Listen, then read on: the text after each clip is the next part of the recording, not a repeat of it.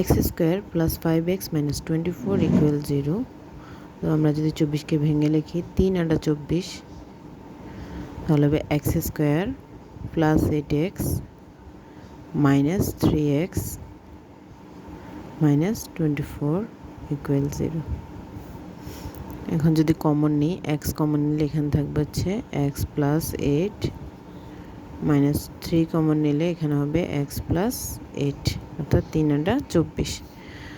তো এরপর আমরা কমন নিয়ে নেব এক্স প্লাস 8, আর আনকমন থাকলে হচ্ছে এক্স মাইনাস 3